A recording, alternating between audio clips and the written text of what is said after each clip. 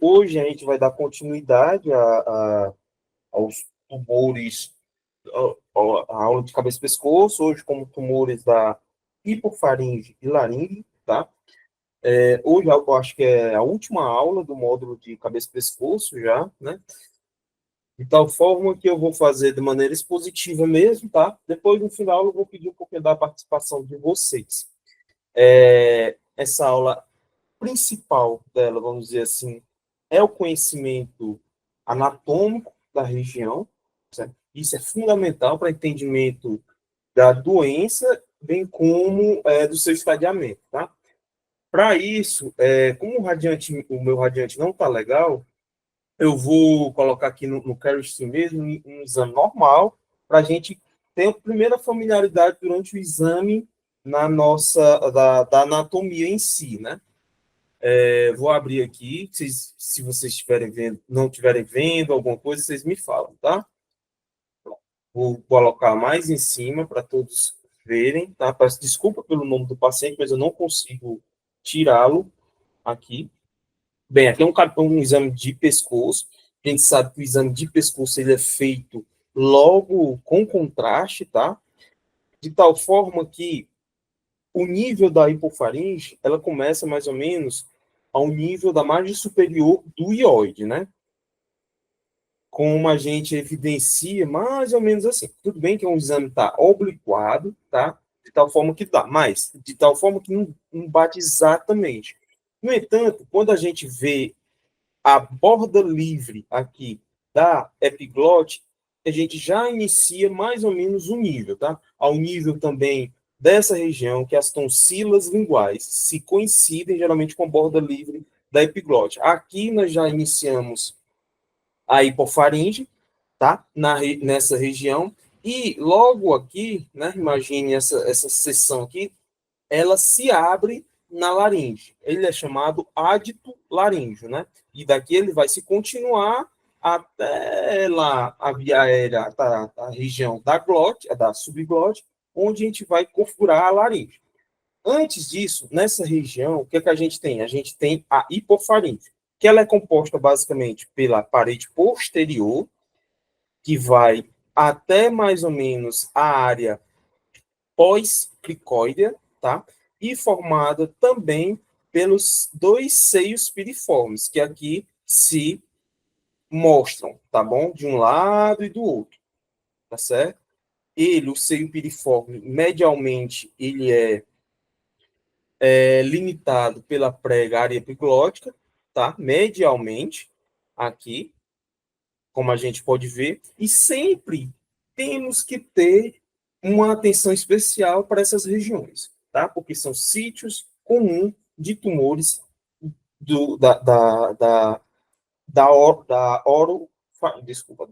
da hipofaringe. Vou colocar no plano sagital para a gente ver melhor um pouquinho a área pós-cricóide. Só um minuto. Sagital. Pronto. A área pós-cricóide é importante. Opa, desculpa. É importante que a gente entenda também ela. Isso por quê? Porque também ela pode ser sítio de tumores, tá? Ela é mais ou menos nessa região, na região posterior à cricoide, tá? A lâmina posterior da cricoide, e ela ela termina quando começa o esôfago, no terço superior do esôfago, tá bom? Essas regiões, tá? Área pós-cricoide, parede posterior da faringe e os seios piriformes são os principais subtipos da hipofaringe, tá? Daqui, nessas regiões, para cá, do ádito da laringe para cá, nós já temos estruturas laríngeas. O seio piriforme é uma estrutura da hipofaringe, mesmo que os limites mediais dela sejam das pregas areepiglóticas, mas o seio piriforme é uma estrutura da hipofaringe.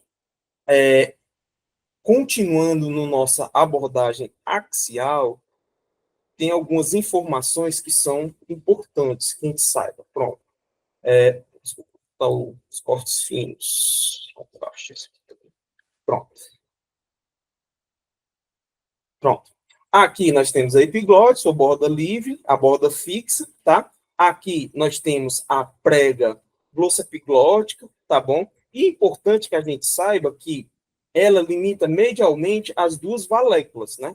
Valécula esquerda e direita, tá bom? Outra coisa importante na região fixa da epiglote, nós temos, e se estende até mais um pouquinho inferior, nós temos a gordura pré-epiglótica, e ela normalmente tem que existir, tá? É normal ter, e se não tiver, se tiver obliterada, desconfiar, tá bom? Que naturalmente essa é uma estrutura que deve ter. Aqui nós temos, como a gente falou, as pregas areoepiglóticas. As pregas areoepiglóticas é interessante entender que elas tanto são revestidas medialmente por mucosa da hipofaringe e na sua porção vestibular a gente tem a questão, a mucosa já da laringe. Então, ela é uma estrutura que não é que pertence às duas, né? Mas tem esse detalhe anatômico, tá? Que ela tanto tem estruturas da hipofaringe na sua borda junto ao seu piriforme, como também na sua borda mais medial, ela tem a mucosa da laringe. Outro aspecto importante que a gente saiba a gordura paraglótica, que é essa gordurinha que se estende, tá certo? Da supra até a infraglote, tá bom? E ela tem que existir, né? Se tiver uma obliterada, se tiver não caracterizada num exame desse, aí a gente tem que suspeitar e tem que olhar o exame direitinho. Saber das estruturas laríngeas, né, que a gente possui as estruturas cartilaginosas, tem a cartilagem tireoides, as aritenoides aqui, com isso articulação com a cricoide, que é onde parte as pregas vocais, em cima delas as etaritenóides são meio que piramidais, mas nas pontas delas tem as corniculares, que elas ficam aqui também, tá bom? E a partir mais ou menos do nível delas surgem as falsas cordas vocais. Isso nós estamos mais ou menos falando das estruturas laríngeas. Quando a gente vai aprofundando, descendo em direção à subglote, nós temos a cricoide, né? Aqui na cricoide, é a margem inferior dela que a gente diz que terminou a laringe. Percebam que aqui, na margem da cricoide, não há nenhum tipo de tecido evidente, pelo menos no método, né? É a mucosa e logo nós temos a lâmina parietal, a lâmina da cricoide. E é para ser assim mesmo. Se tiver algum tecido exofítico aqui nessa região, suspeitar, tá? Sempre ver nos exames a integridade, respeitando logicamente idade, respeitando o aspecto anatômico dela, a integridade dessas estruturas cartilaginosas. Beleza, pessoal? Deixa eu ver alguma coisa mais importante. Pronto. A questão das cordas vocais, a das falsas pregas vocais, eu vi aqui que não está muito bem legal de a gente evidenciar. No entanto, durante a aula a gente vai falar disso aqui. A gente vai falar mais ou menos dessas estruturas, o que é o que compõe a prega vocal verdadeira, a prega vocal falsa. Entre os dois, a gente vai ver o vestíbulo laríngeo, mas de tal forma que, de antemão, ao nível mais ou menos da articulação plicaretenoide, a gente parte as pregas, as verdadeiras pregas vocais. Aqui tá meio obliquado, tá? Mas de tal forma que ela é formada por um músculo é, tírio aritenoide, tá? Direito e esquerdo, onde vai ter, onde serão revestidos por mucosa e aí formarão a verdadeira prega vocal. A falsa prega vocal não está muito legal de ver aqui, mas ela é formada pelo ligamento vestibular, que é revestido por mucosa, que vai formar a falsa prega vocal ou prega vestibular, tá? E entre os dois, a gente vai ter os ventrículos laríngeos. Beleza, espero que assim de forma no método de imagem, tenha dado para entender mais ou menos a anatomia dessa, que é bem complexa, tá? entender quais são os limites da hipofaringe, quais são os limites da laringe, tá? De onde começa um, termina outro, bem como suas estruturas.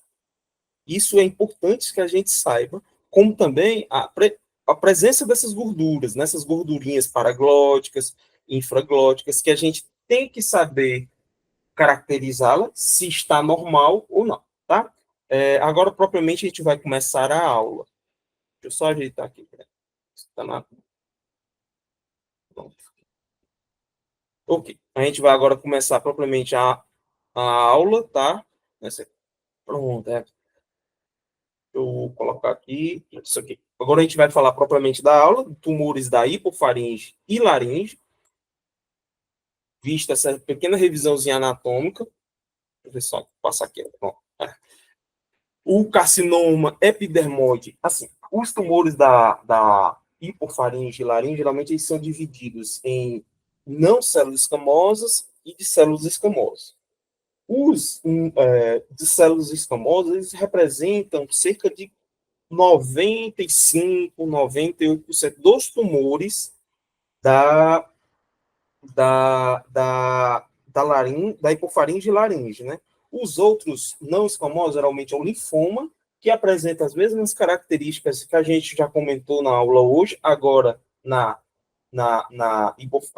representação da hipofaringe e na laringe, tá? Que é bem raro, vamos dizer, e os tumores relacionados às células, às glândulas salivares menores, também habitam a região e que pode dar aqueles tumores que a gente viu na aula passada. De tal forma que essa aula, como é mais complexa e é muito mais relevante, a gente vai falar basicamente do epidermoide, que também é conhecido como carcinoma de células escamosas da laringe e hipofaringe, tá?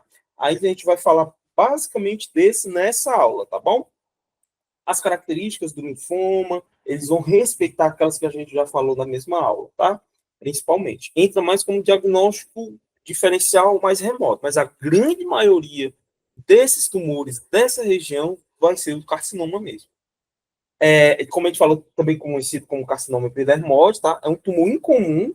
10% dos tumores do trato digestivo, certo? São representados nessa região. O tipo histológico mais comum, como a gente falou, é o carcinoma de células escamosas, presente em cerca de 95% dos casos. O prognóstico é ruim, eu acho que em boa parte disso é devido ao diagnóstico tardio, porque não é fácil a gente avaliar esse tipo de tumores na tomografia, tá? E dependendo do local, se for principalmente na subglótica, esse diagnóstico é mais tardio, tá? E quando é feito esse diagnóstico, já tem um comprometimento da, de, desculpa, da cartilagem e até outros de componente nodal e até metástase também. Tem uma grande associação com tabagismo, tá? Álcool e radioterapia prévia, até mesmo para tratar esses tumores. Muitas vezes a gente usa radioterapia e ela vai constituir um fator de risco também para ter outros tumores da hipofaringe. Então, assim, é, então, assim, os fatores de risco, nesses casos, influenciam bastante, tá? A síndrome de Plummer-Vision também guarda nela um fator de risco para desenvolvimento desses tipos de tumores, principalmente os Plummer-Vision atinge principalmente mulheres caucasianas, bem como o vírus do HPV, tá? São mais comuns em homens, creio eu, mais pelos fatores de risco que são compartilhados, né? Como o tabagismo e o álcool, que é mais frequente na população masculina, tá bom? Já a Plummer Vision, a gente vê que é mais comum em mulheres. Os aspectos clínicos. Os sintomas, no geral, são mais tardios, exceto naqueles tumores propriamente da região do subcitar glótico, e aí eles vão abrir direito com ronquidão, com sintomas que vai procurar logo o médico vai suspeitar. Diferente disso, os da supraglote e os da subglote, eles geralmente demoram mais para o diagnóstico, tá? Porque dão sintomas geralmente tardios e acabam por terem, assim, um desfecho pior. Geralmente abrem com disfagia ou dinofagia, como a gente pode acontecer, principalmente aqueles que pegam a supraglote, desculpa, geralmente na hipofaringe, tá? Supraglote geralmente são os laríngeos, mas essas são verdades em relação aos tumores laríngeos, tá? Geralmente eles abrem com massas cervicais, alterações da voz e perda de peso, principalmente nos tumores mais avançados, tá bom? Uma observação interessante, um tumor do seio piriforme, que é um subsídio comum nos tumores da hipofaringe, eles vão ter dor em ouvido, dor no ouvido, geralmente no metatarso externo. Isso porque vão ter uma inervação cruzada, tá? Dos neurônios, tanto dos neurônios do nervo laringe interno, como também do auricular. Então, pacientes especificamente com tumor no seio piriforme, eles vão referir uma dor no ouvido. E lembrar disso, porque às vezes é questão de prova, tá bom? Essa informação. Passando, carcinomas hipofaringe, ele vai ter 3 subtipos, conforme a gente conversou, que vai ser o mais comum deles, é o seio piriforme, vai ser esse sítio de comum de tumores nessa região, a parede posterior da hipofaringe, como a gente viu na representação, e a área pós-clicóide e a junção faringo-esofágica, tá? Aqui a gente tem a representação, né? Como a gente viu. Aqui a representação dos seios piriformes na tomografia, um corte axial. Aqui são eles, tá? E eles têm forma de pera, né? Uma pera invertida, tá bom? Bem aqui nós temos a representação dele na laringoscopia. Aqui a prega área epiglótica, bem representada aqui. E aqui ambos os seios piriformes. A parede posterior da hipofaringe, representada aqui, e mais profundamente a gente tem a área pós-cricoide, né, que é mais ou menos nessa região. E aqui a parede posterior da faringe. Esses são os principais subsítios da hipofaringe, tá certo? Percebam aqui, já entrando um pouquinho na laringe, percebam aqui que a gente tem a falsa prega vocal nessas regiões, tá certo? Que é revestido por mucosa. Aqui, mais embaixo, nós temos a prega vocal verdadeira, tá? Nessa região. E entre os dois, nós temos o vestíbulo laríngeo. Em essa região entre as pregas vocais, nós temos a rima glótica, tá? Nessa região, acima dela, neste nível das pregas vestibulares, nós temos a rima vestibular. Da região do ádito da laringe, onde abre-se a laringe, até a rima licólica, nós temos o vestíbulo da laringe, tá bom? É toda essa região.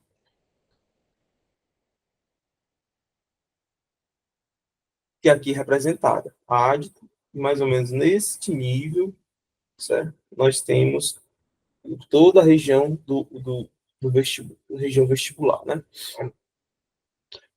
Os aspectos de imagem no tumor da hipofaringe. É um tumor primário, geralmente ele vai apresentar como um nódulo sólido ou área de espessamento, tá? Naquela região, mas principalmente olhando regiões dos seios piriformes, junto ali à pregária epiglótica, tá? Região pós-cricoide também tem que ser sempre sítio de uma análise bem cuidadosa do radiologista. Atenção especial para os planos gordurosos naquela região, que é esperado que tenha aquela gordurinha, e é para ter, e os linfonodos também que habitam por aquela região. Geralmente eles drenam mais os cadeias cervicais mais altas, né, como 2 e 3, naquela região.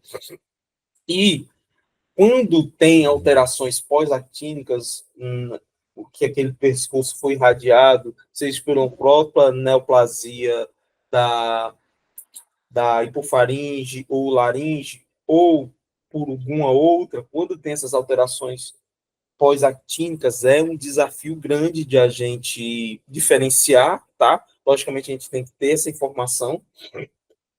E a gente vai falar um pouquinho dessas alterações actínicas lá no final, mas realmente é um desafio diagnóstico. A gente tem que ter essas informações do ponto de vista de imagem, né? Só um minuto. Bom. Só um minuto. Aqui. Aqui nós temos a representação de duas tomografias, corte coronal e axial, tá? Onde a gente vê junto aqui a projeção do seio piriforme, tá? A gente vê uma imagem nodular com realce, assim, discretamente heterogêneo, tá? Que oblitera o seio piriforme esquerdo, tá? Determinando também uma leve redução da coluna aérea. Percebam aqui que as gorduras, tanto paraglóticas como pré-epiglóticas, estão preservadas, tá bom? Aqui na imagem coronal, a gente evidencia essa massa nessa região, tá? E é um carcinoma de células espinhosas, né? Que é o escamosas, que é o mais comum para essa região, tá bom? Aqui mais ou menos a representação dele. Procurar sempre por assimetrias, tá? Assimetrias francas, lesões nodulares que realçam. Então, desconfiar. É anatomia pura e buscar assimetrias, tá? Nessas regiões do pescoço. Aqui. Mais uma vez, certo? Aqui, junto ao seio piriforme, tá bom? Obliterando, tá? Aqui um pouco, nível um pouquinho mais inferior. A sua representação na ressonância magnética, que é um T2, lesão com discreto, com alto sinal no T2, tá? E com realce ao meio de contraste, como a gente evidencia nessas imagens, tá bom? Aqui, mais uma lesão, essa aqui na área pós-cricóidea, tá? Com extensão também para a parede posterior da faringe. Vejam todo o espessamento dessa região, como a gente pode ver. Logicamente que aqui a doença está mais avançada, tá? Mas aqui a representação de vocês verem aqui na região pós-cricóidea, que a gente pode ter também. E aqui, um ávido também realce aumento de contraste, a gente pode evidenciar. Pronto. É importante que a gente entenda essas doenças, saibam onde procurar, o que procurar. Isso por quê? Porque isso vai ser fundamental para o estadiamento dessas doenças, tá? E o conhecimento da anatomia, bem como de o que olhar durante o exame, isso vai ser fundamental que você diga no seu lado para fazer o estadiamento. Logicamente que a gente não vai falar sobre TNN no laudo, né? Mas das informações para tal, isso aqui a gente tem que estar, tá? O TX no estadiamento do carcinoma hipofaríngeo, geralmente tem o hipofaríngeo, como também tem o da laringe, que são um pouquinho diferentes um do outro, tá? Mas tem essa diferenciação. O TX é um tumor primário que não pode ser avaliado, e o TIS é um carcinoma em si. São nôminas, né, que a gente fala. Nos tumores T1, é um tumor que é limitado ao subtipo da hipofaringe, e o tumor que é menor do que 2 centímetros na sua maior dimensão, tá? Ele é limitado a só um subtipo. Ele está lá no seio piriforme, ou está lá na parede posterior, ou lá na área pós-cricóide. Geralmente ele está restrito só a alguma dessas áreas da hipofaringe. No T2, o tumor se estende para outro subsítio, não necessariamente da hipofaringe, né? Pode ser um sítio também adjacente, como a supraglote, por exemplo, tá? Ou um tumor maior que 2 centímetros e menor que 4. E o importante é que não haja fixação à hemilaringe, não tenha fixação na laringe. O T3 é um tumor maior que 4 centímetros, é um tumor maior, certo? Ou que exiba fixação clínica à hemifaringe, ou ainda extensão para a mucosa esofágica. Então, um tumor que tenha uma extensão extra, além da hipofaringe, já recebe o nome T3, né? Isso vai respeitar mais ou menos o que ocorre nos tumores da laringe também. Próximo, aqui o T4, tá? O T4 é dividido em A ou B. O T4 já era uma doença moderadamente avançada, no qual o tumor invade algum desses subtipos, né? Cartilagem tireoide, a cartilagem cricóide, o ocioide, alguma dessas estruturas que estão ditas aqui, ela geralmente invade, tá certo? Ou seja, uma extensão mais extralaríngea com invasão de estruturas adjacentes, extra hipofaríngeo. O T4B é uma doença local muito avançada, né? Já que tem envolvimento de grandes vasos, como a carótida, ou invade um dos seguintes estruturas, né? Estruturas mediastimais, mais profundamente, e a face pré-vertebral. Geralmente, quando há envolvimento nessas regiões, é, é um T4B. Pronto, a questão do linfonodo e da metástase, né? A gente vai falar no carcinoma laríngeo, porque eles compartilham ambos as mesmas características, né? É só não ter, é um T próprio para hipofaringe, mas o T da laringe também é um T próprio, mas o N, que são os linfonodos, e a metástase, eles compartilham o mesmo. Por isso que a gente vai deixar mais para o final. Começando agora a laringe, né? É um tumor maligno mais comum da laringe, tá certo? Também os homens são afetados e compartilham os mesmos fatores de risco, afinal, quase a mesma doença, né? Aqui é interessante que existem alguns fatores de risco, especificamente como café turco e grego, e exposição ao amianto, que entram como fatores de risco para carcinoma de laringe, tá? Aqui o carcinoma de células escamosas, né, vai ser ainda mais prevalente do que na hipofaringe, tá bom? Em cerca de 98% dos casos. Nossa, aqui. Aqui nós temos a representação daquilo que a gente falou. Aqui a borda livre da epiglote, tá? O que nós temos as valéculas aqui representadas, tá bom? Nessas setas. Aqui a prega glosso-epiglótica e a região mais inferior da epiglote, né? Mais fixa da epiglote, a porção física fixa. Aqui a representação das gorduras paraglóticas e pré-epiglóticas nessa região, tá? Que a gente evidencia aqui.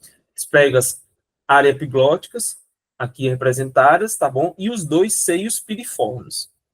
Mais inferiormente, aqui mais uma vez, a representação da gordura na região paraglótica e pré-epiglótica, tá? Nessa região, a gente já tem aqui a falsa prega vocal nesta região, tá? E aqui a representação da prega vocal verdadeira, aqui muito melhor caracterizada. Percebo que a densidade de músculo, afinal tem um músculo aqui.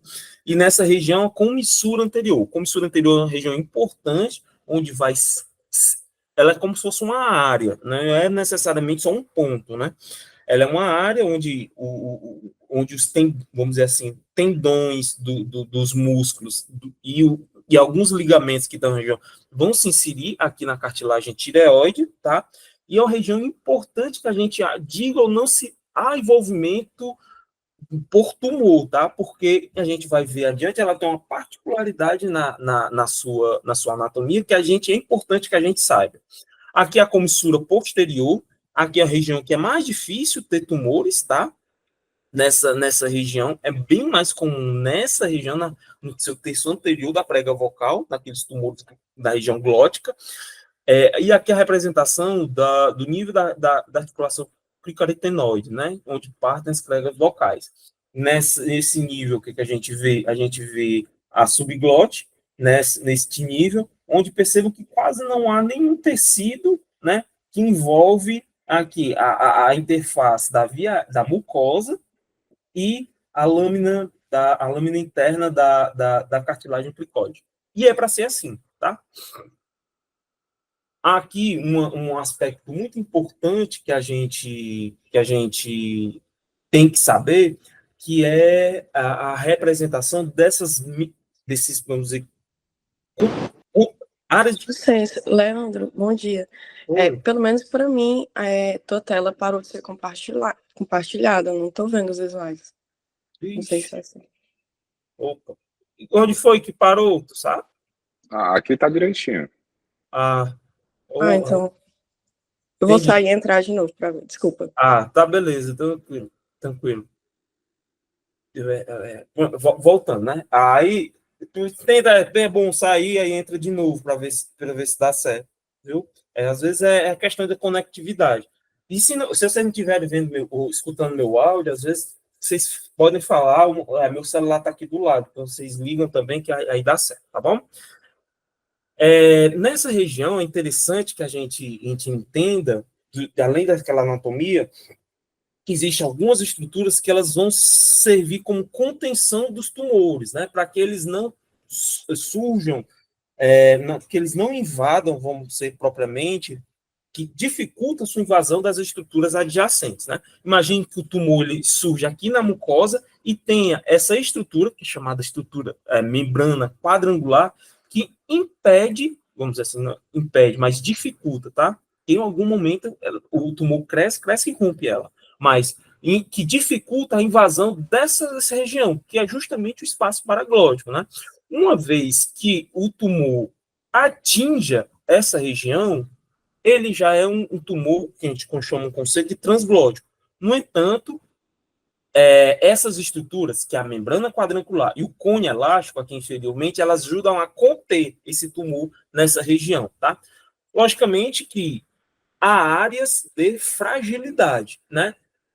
Como aqui nas regiões do ventrículo laríngeo, que aqui, quando tem, infelizmente, eles facilmente se disseminam para a gordura paraglótica, tá, pessoal? Então, assim, é importante que a gente entenda essa estrutura, que exista essas estruturas que servem como contenção do tumor. E existem as zonas de fragilidade em que é mais fácil a disseminação desse tumor, porque o tumor vai percorrer aquele local que é mais fácil, tá? Existe essa, que é a membrana quadrangular e o cone elástico, que aqui são representadas também no corte coronal. Vejam que essa gordurinha aqui está preservada, tá certo? Desculpa, está presente, que é a gordura do espaço paraglótico. E aqui é representação em rosa, aí que a gente vê essa membrana quadrangular, tá? Percebam aqui a mucosa do seio piriforme que pertence à hipofaringe, já aqui da laringe. Então, a membrana, a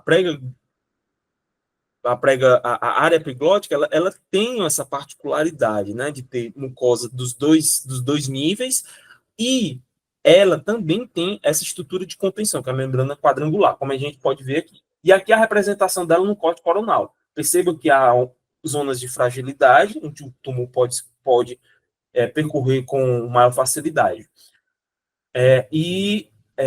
Aqui a representação do espaço paraglótico, tá? Existe também outras estruturas, essas também que servem para meio de contenção do tumor, que é os ligamentos e o epiglótico, que vai fazer parte lá da prega glossoepiglótica, né, que aqui é representada, isso porque eles servem como contenção de tumores, para invadir essa gordurinha, que é a gordura pré-epiglótica, como a gente pode ver em amarelo aqui, e lembrar que a melhor forma de ver a gordura pré-epiglótica é no site tal. E aqui nós temos a outra membraninha, que é a membrana tíleo-epiglótica, tá? Elas, principalmente essa tíleo-epiglótica, ela tem uma característica, ela é um tanto frenestada, tá? Se ela é frenestada, concorda comigo que vai também, principalmente em tumores aqui da região ou fixa ou livre da supraglótica, eles vão ter maior facilidade de invadir essa curva. Então, assim, ela é, sim, um mecanismo de barreira para esses tumores, mas tem essa particularidade de ser um pouquinho mais frenestrada, tá? Os tumores da laringe, eles são divididos em supraglóticos, glóticos e subglóticos. Os glóticos são os mais comuns, como ali representado, tá? Os supraglóticos também, assim, também são comuns, tá? Dependendo da variatura, da literatura até aumenta, tá? E existe os subglóticos, que esses são menos frequentes, melhor dizer assim, mas que tem quando tem algo mais complicado de condução e também prognóstico, tá? Aqui nós temos os tumores, aqui a representação, geralmente se passa uma linha ao redor do vestíbulo laríngeo e 1 centímetro inferiormente a gente tem a glote, como aqui representada, e nela vai conter as pregas vocais, aqui representadas. Acima, nós temos a supraglote, e abaixo, nós temos a subglote, que ela vai até a margem inferior da glote. Tá certo? Essa é importante diferenciação que a gente tem que saber, tá? Para dizer se aquele tumor é supraglótico ou subglótico. Porque vai mudar, porque essas informações que a gente vai mudar totalmente o plano terapêutico do paciente. Tá? Existe o termo transglótico também, quando ele pega 2 ou mais espaços, né? Quando ele pega supraglótico e glótico, a gente usa esse termo transglótico também, que a gente pode utilizar. Vamos lá, que às 7h40 tem muita coisa de aula. O carcinoma supraglótico, ele é o local mais afetado, é epiglótico, prega área epiglótica, tá? Prega vocal face, espaço pré-epiglótico e paraglótico. Geralmente é um tecido com densidade de partes moles, com realce, determinando a assimetria e erosão da cartilagem, tá? Os linfonodos aumentados geralmente são maior que 1,5 cm no eixo curto. Quando há comprometimento, quando a gente diz que um linfonodo é comprometido, existe esse cutoff, tá? E normalmente a gente tem que ver se tem ou não obliteração da gordura paraglótica e também pré-epiglótica nesses carcinomas supraglóticos. A gente tem que fazer essa pesquisa ativa. Aqui temos essa representação de um tumor paraglótico, na região mais comum, mas saber, aqui a região em vermelho é a mucosa da supraglote, tá? Aqui nós temos o ventrículo laríngeo, aqui representado, tá certo? E comum ter, que não é visível na laringo, tumores nesse ventrículo laríngeo, tá? Que é desafiador. Primeiro porque não vê na laringo e na laringoscopia, né?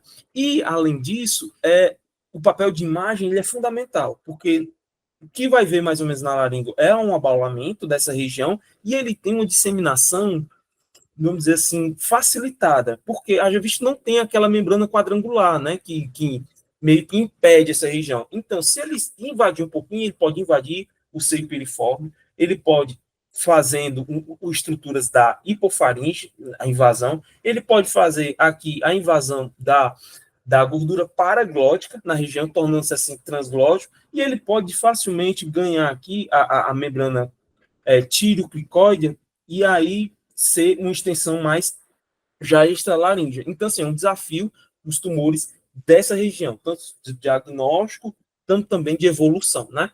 Outro local comum, o mais comum até, dos tumores de disseminação na supraglote é nessa região, tá certo?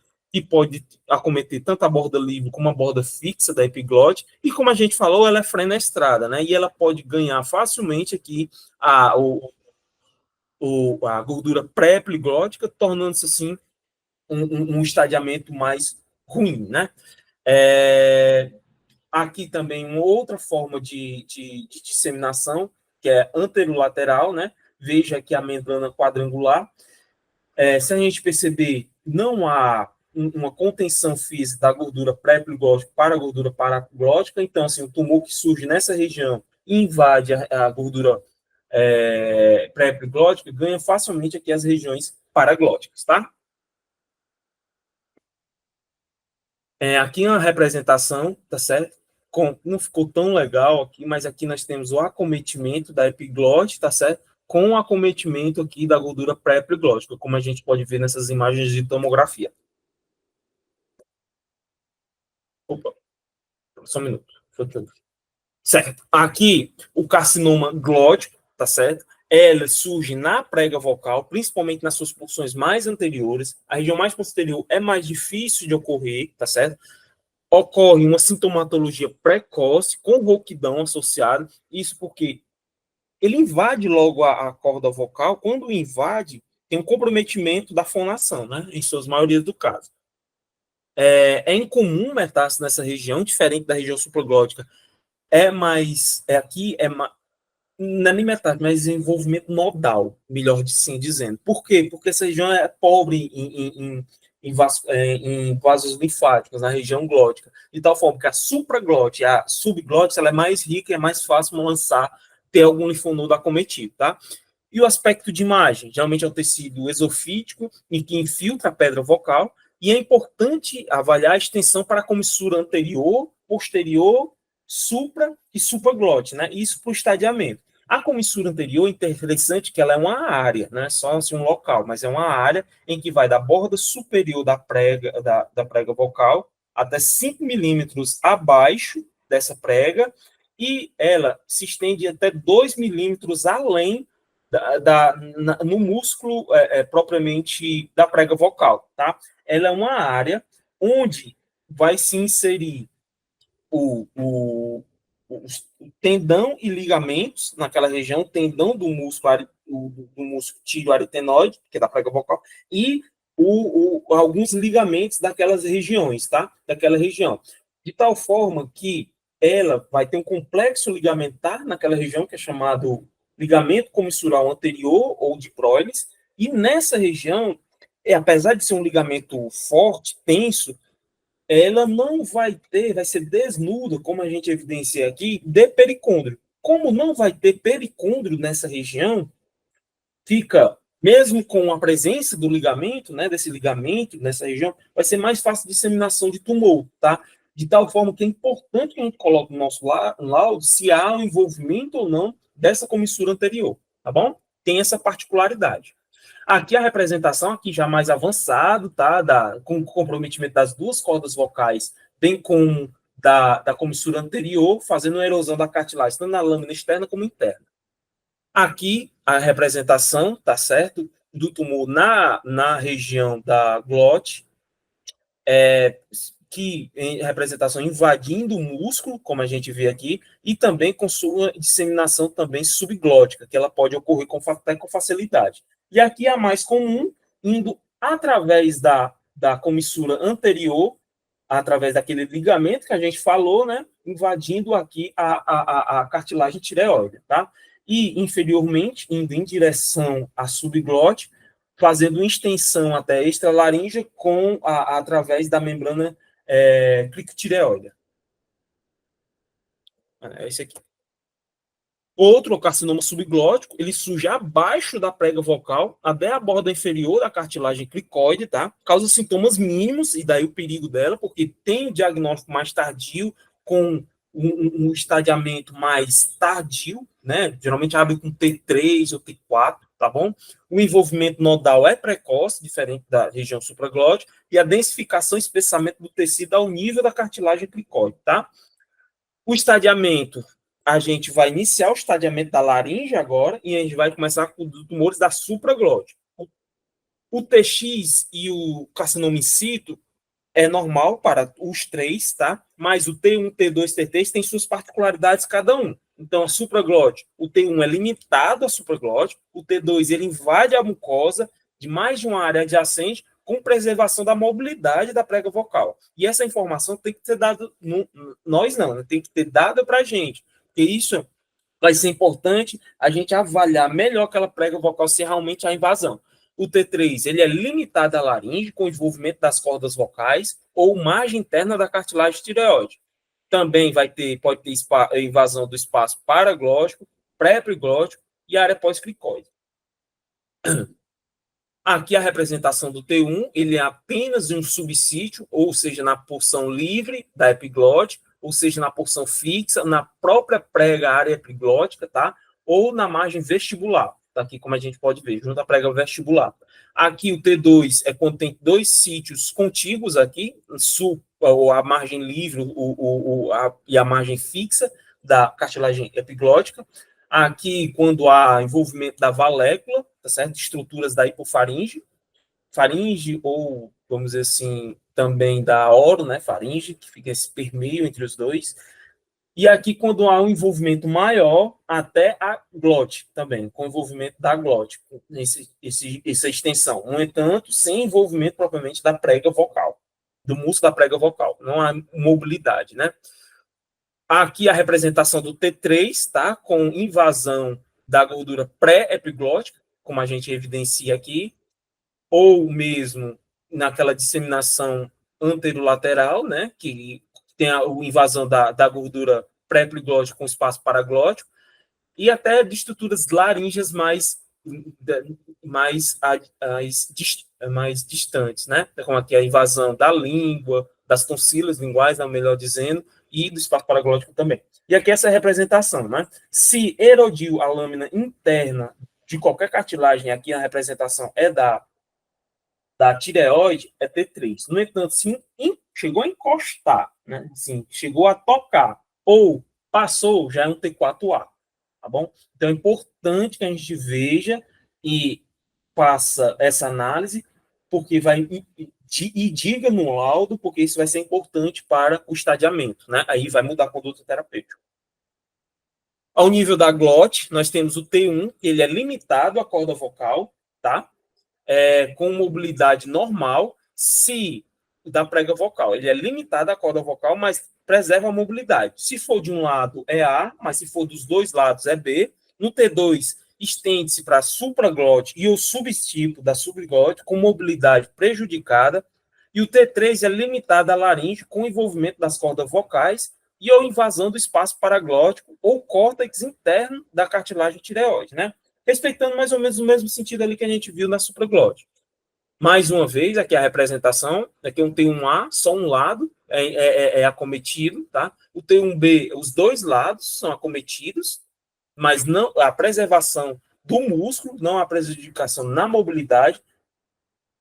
E aqui nós temos um T2 com comprometimento do espaço subglótico, ou aqui em cima, supraglótico, tá? Focado na glote, mas subiu, e aqui centrado na glote, e desceu. O T3, a gente já tem envolvimento já do músculo em si, como a gente pode ver aqui, tá certo? Bem como extensão para o espaço aqui na região paraglótica, né?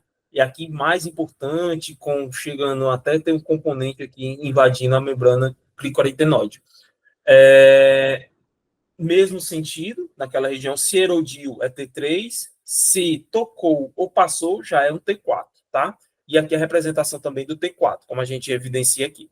Tem já uma extensão extralaríngea, como a gente evidencia nessas representações. Na subglote, dificilmente a gente vai pegar um tumor limitado à subglote, tá? Afinal, não dá muitos sintomas e difícil também diagnóstico. E às vezes é só uma região mais esofítica aqui, nessa região, mas com preservação da cartilagem. Então é muito difícil, né? Vamos dizer assim, com preservação da cartilagem, já que as duas estão em íntimo contato aqui. O T2, ele se estende à corda vocal, mas sem fixação a prego, ou seja, não há envolvimento do músculo, tá, da prega vocal, da mobilidade dela, e o T3 é limitado à laringe, mas com envolvimento das cordas vocais, ou invasão do espaço paraglótico, ou da margem interna da cartilagem tireoide, né? Se tem alguma erosão, cartilagem cricoide, né? O tireoide também, mas o mais esperado é a cricoide. Aqui nessa região, tá? Se envolveu, que é facilmente, já que seu íntimo contato geralmente é T3. E o T4, né? Quando invade a margem externa, certo? Da cartilagem tireoide, quando invade o cricoide, também já é T4A, tá? Ou invasão de tecidos além da laringe, tá bom? A traqueia, base da língua, tireoide e esôfago. O T4B invade o mediastino, já doença bem avançada, espaço pé-vertebral e até alguns vasos cervicais. Os linfonodos, eles vão compartilhar dos níveis cervicais, tanto da naso, da hipofaringe, como também da laringe, tá bom? E aqui são representados direitinho. O NX e o N0. O N0 não tem envolvimento nodal. O N1, a metástase nodal no mesmo lado, tá certo? E esse linfonodo tem que ter menor que 3 centímetros, aí se diz N1. O N2, o A, B e o C, é a metástase nodal homolateral, tá certo? Só que esse nódulo ele é maior, tem entre 3 e 6 centímetros. E o N2B, a metástase noval, com vários linfonodos, mas todos do mesmo lado, todos estes menores do que 6 centímetros. Importante dizer que não tem extensão extranodal, tá bom? Eles são ainda, não tem extensão extranodal. Então, se este tumor NA2 é de 3 a 6 e menor do que 6 centímetros, mais quando são vários, geralmente é N2, o N2B. O N2A, ele é entre 3 e 6, mas não tem extensão extranodal. O N2C, ele geralmente também é dos dois lados, tá? N2C, como aqui é representado, tem dos dois lados. Todos eles são menores do que 6 centímetros, mas que também não tem extensão extranodal. O N3A, ele é unifonodo maior, geralmente unifonodo maior do que 6 centímetros, mas que ainda não tem extensão extranodal. Se tem extensão extranodal, já se configura como 3B. Oi? Tá, certo. Eu escutei alguma coisa. Geralmente é maior que 6 centímetros e sem extensão extranodal, como a gente evidencia aqui, tá bom? Metástase, se tem ou não é metástase, tá? Geralmente M0 é sem metástase, o M1 é com metástase. Caminhando já para o fim da aula, tá bom? A gente vai falar um pouquinho de alterações pós-actínicas. Na verdade, é necessário uma aula só para isso, porque é um assunto muito complexo, tá? Mas a gente vai falar um pouquinho do que é esperado nas alterações pós-actínicas, naquelas irradiações pro pescoço, né? Essas alterações pós-actínicas geralmente se ocorrem devido a danos de morte teciduosa que ocorrem pela destruição das células endoteliais que revestem os pequenos vasos sanguíneos daquela região, geralmente cursam com isquemia, depois um edema e inflamação daquela região, fazendo até um aspecto meio tumefativo, que é muito difícil, às vezes, de diferenciar de tumor propriamente, tá? E, por fim, a via final, geralmente, é fibrose. Terminam com fibrose naquela região, tá? E ela pode atingir músculo, mucosa e submucosa, o sistema nervoso, nervo, medula e até o córtex cerebral, dependendo da área irradiada, pode atingir osso e cartilagem também. Quando atinge mucosa e músculo, geralmente ocorre um edema nas primeiras semanas após o tratamento e o paciente vai apresentar dor e disfagia. Necrose faríngea e laríngea atinge um pico em torno de 12 meses, tá certo? Mas ela pode ocorrer em até 10 anos depois do início da rádio. Então, assim, é muito tempo depois, tá? Cursam com atrofia e fibrose, já nos estágios mais finais, né, daquele processo, determinado por redução volumétrica das glândulas, principalmente submandibular, tireoide, parótida, de acordo com aquela área irradiada, e de outros tecidos também adjacentes, né? Além de uma desorganização estrutural. Estenose do esôfago e traqueia também, e de via aérea, também podem ocorrer. Primeiro, pode ser devido na fase mais precoce do tratamento, devido a um edema, que causa importante na mucosa, e até depois, devido a algum efeito retrátil, devido à fibrose que ali se instala. O sistema nervoso geralmente pode ter uma necrose do lobo temporal, que ocorre geralmente 12 a 15 meses após, e pode se estender até 5 anos. Paralisia do nervo hipoglosso e, mais raramente, do vago, que pode ocorrer em torno de 2 a 10 anos após a exposição. E lesão aguda da medula, né, que geralmente pode ocorrer nos primeiros meses daquela mielopatia actínica, né, que pode ocorrer nos primeiros meses e geralmente é reversível. Pode também, esse é bem mais raro, uma plexopatia braquial devido àquela radiação, pode ocorrer em 2 a 4 anos após, tá? É bem mais raro a plexopatia braquial. E aqui algumas representações de alterações pós-actínicas. Aqui é muito sugestivo de algum tumor. Assim, se a gente não tem informação, se a gente não lauda com cuidado, você dá tumor, tá certo? Geralmente esse paciente já vem com essas informações, que já fez rádio, tá? E, assim, essa aqui é uma alterações pós-actínicas, né? É bem desafiador, é bem evidente. Aqui, um marcado edema da mucosa nessa região, determinando assim, uma estenose da via aérea, uma estenose marcada da via aérea, né?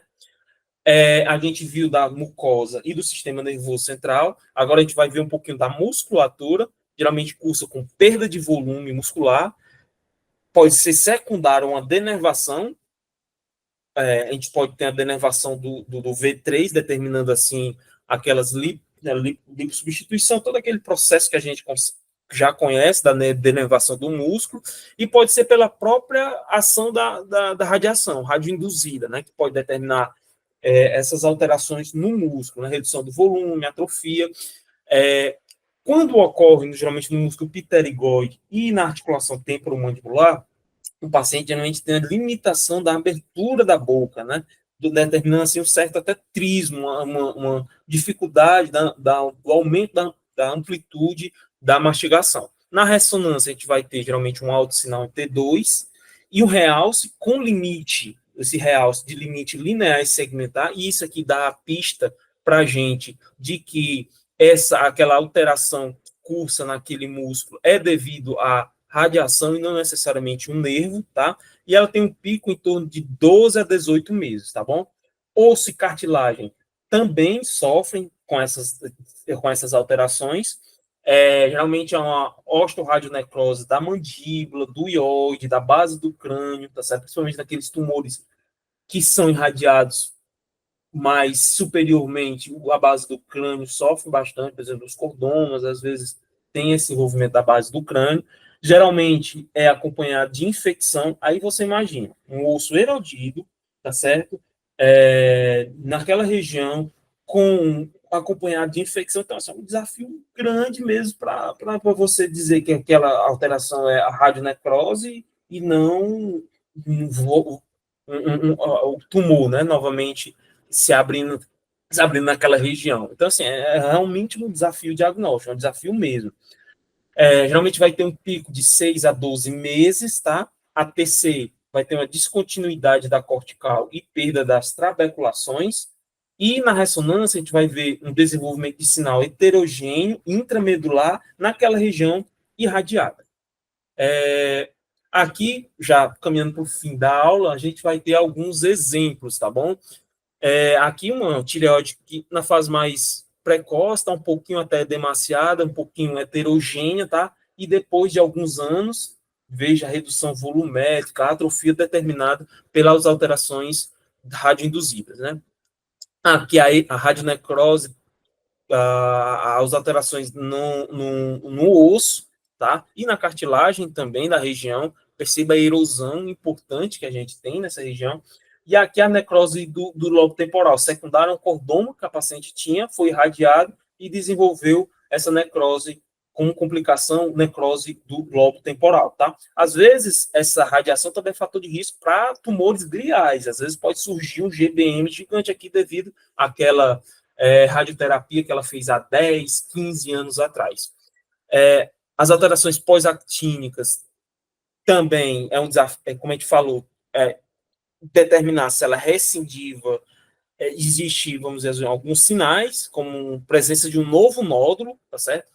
Com aumento das suas dimensões, a gente está acompanhando aquele paciente, tem um aumento, isso nos sugere que seja um novo nódulo e não alterações pós-actínicas, surgimento de linfonodopatia, certo? Que antes não tinha, e ele abriu agora com linfonodo suspeitar de que seja não alteração actínica, mas recidiva da doença ou nova doença, tá?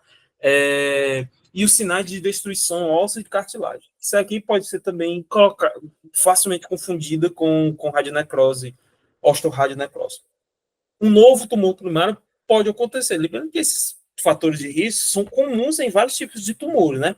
Tabagismo, o paciente pode abrir, às vezes, com um tumor de pulmão, né? Ou um tumor em outro sítio da faringe, seja na hipofaringe ou laringe, tá certo? Que seja diferente daquele primário. Afinal, aquela área foi irradiada, ele tem os fatores de risco, tem a idade, então, assim, pode ocorrer, tá certo? E o que vai diferenciar, geralmente, é a histopatologia que difere do tumor naquela região, tá? E é isso, pessoal. Desculpa que eu estourei um pouquinho a hora. Eu coloquei algumas questões para a gente comentar. São 4, tá? Se o pessoal puder participar ou se já tiver estourado o tempo, a gente pode prosseguir para outro momento as questões. Acho que dá, né? Vai rapidinho. Vai, tu mesmo lê, tu mesmo Pronto, lê, aí vai.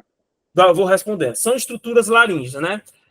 Aqui nessa questão, ela mostra que você tem que conhecer, né, a anatomia. Se você avaliar que o seio piriforme é da estrutura da hipofaringe, não da laringe, você já mata a questão, tá?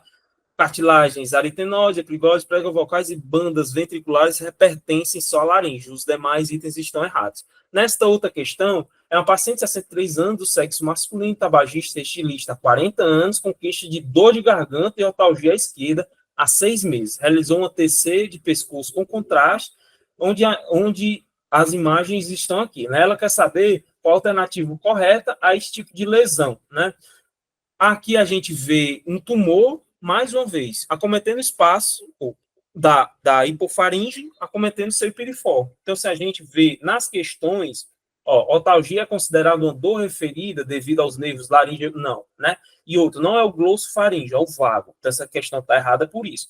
Tumor de seio piriforme pode dar dor no ouvido? Pode, mas não é devido propriamente ao glossofaríngeo, ao vago.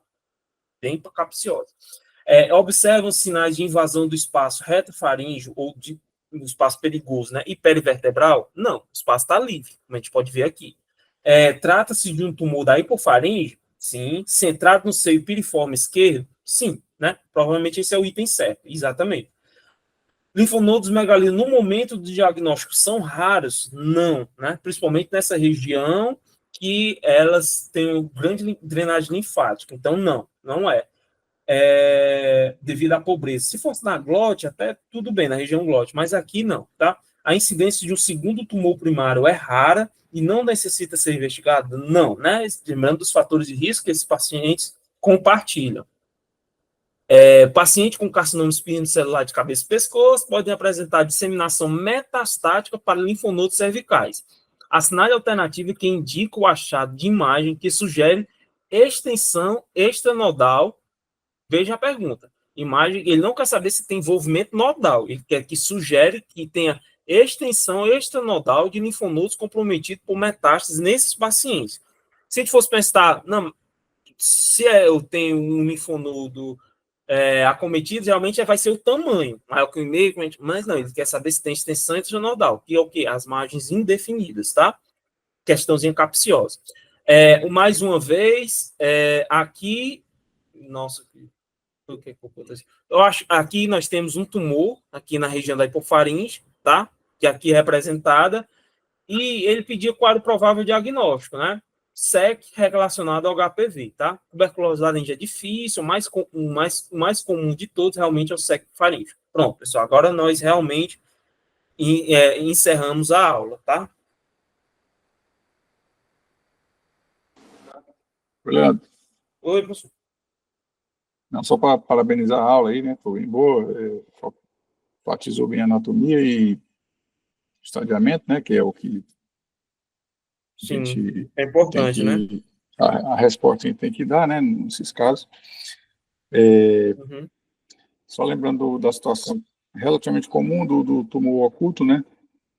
Primário, sim, oculto, que você tem geralmente na situação que vocês podem se separar. Você vê o linfonodo positivo, para biópsia, da carcinoma, e aí um dos locais que você tem que procurar é justamente o seu piriforme. Aí você tem que ir lá e fazer uma busca ativa, ver se tem uma pequena lesão, né?